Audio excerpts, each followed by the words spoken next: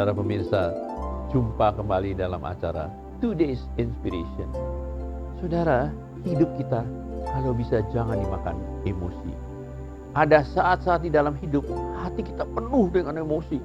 Kalau tanpa disengaja emosi itu digoyangkan oleh seseorang dan masuk ke dalam relung hati kita berupa kata-kata yang diucapkan secara sembarangan oleh seseorang, maka kalau tekanan emosi itu sudah tidak tertahankan, ia akan meluap, meledak seperti banjir.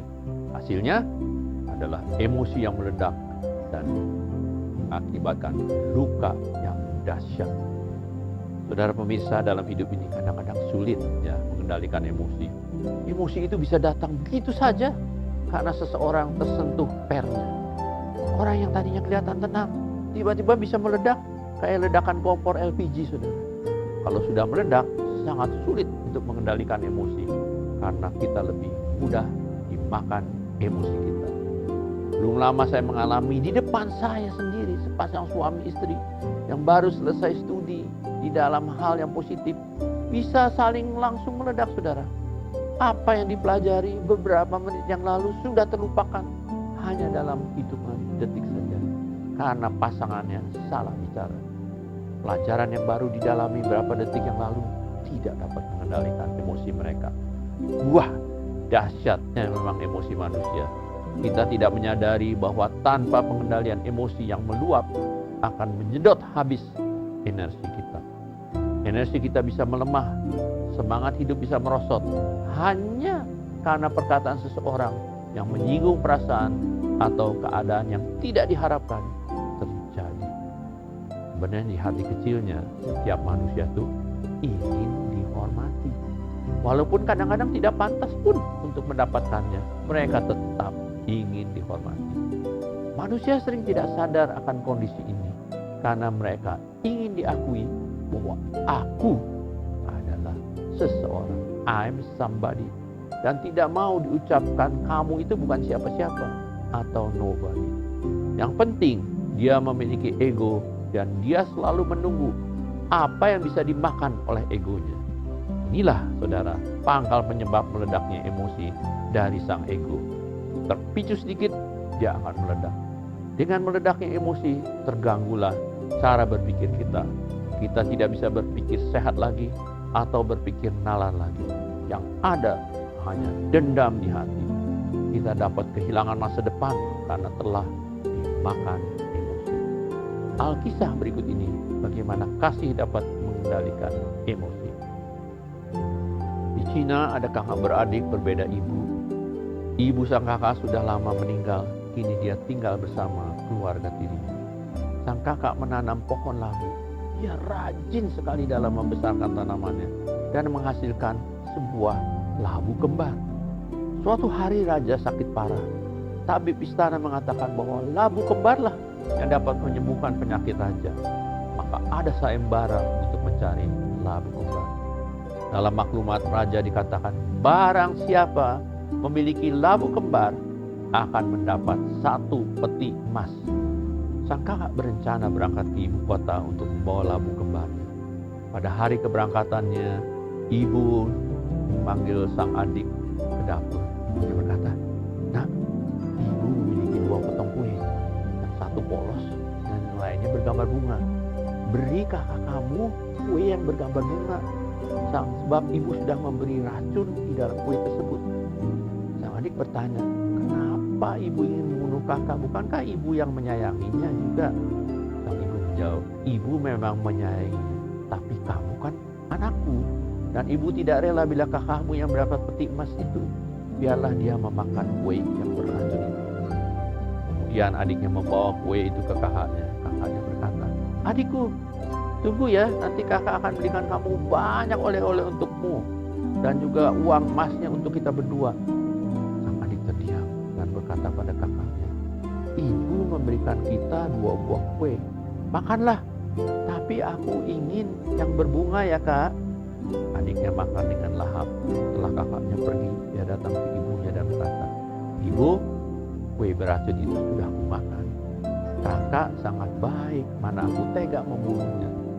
Setelah aku mati, sayangilah dia ya Bu, seperti ibu menyayangi aku. Kemudian ibunya memeluknya dan berkata, anakku, tidak ada racun di dalam kue itu. Ibu hanya menguji rasa sayangmu pada kakakmu. Ibu takut kamu iri dengan kakakmu. Ternyata kau sangat mengasihi kakakmu dan rela berkorban untuk dia. Saudara pemirsa, dari kisah ini kita mengetahui bahwa hanya kasihlah yang dapat menyediakan iri hati, ketakutan, dan kebencian. Sang adik tidak dapat membenci kakaknya karena harta benda, karena kakaknya sangat mengasihinya.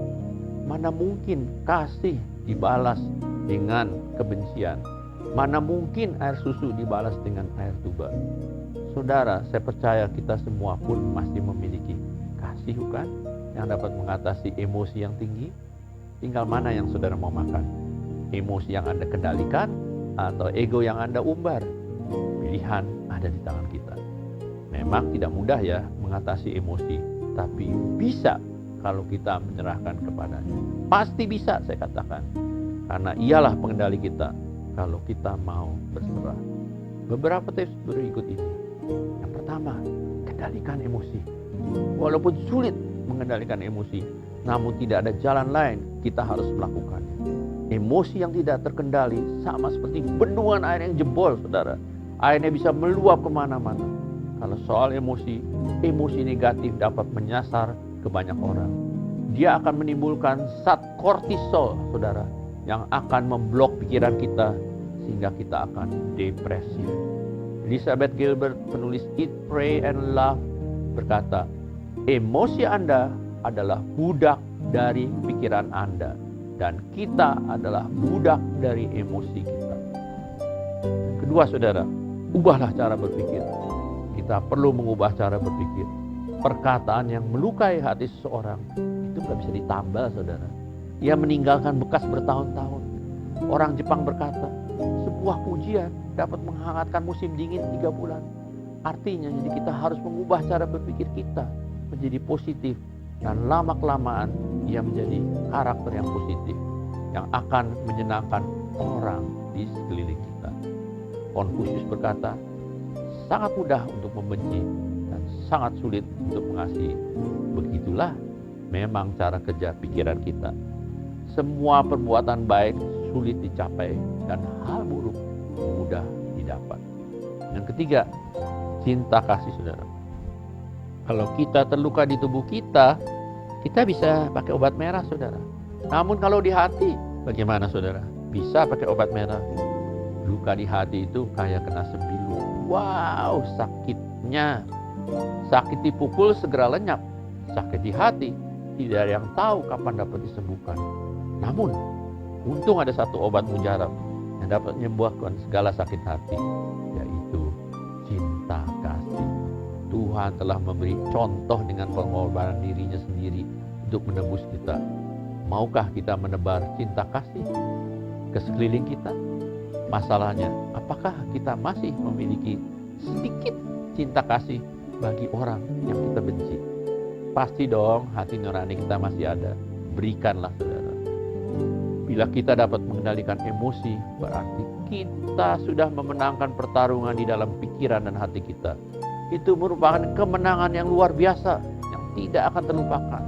Saat kita memaafkan pasangan kita, maka timbul perdamaian, saudara. Saat kita maafkan orang yang kita benci, timbul rasa senang. Semua itu akan menimbulkan rasa plong. Dalam tubuh kita akan timbul sesuatu zat kimia yang namanya beta endorfin.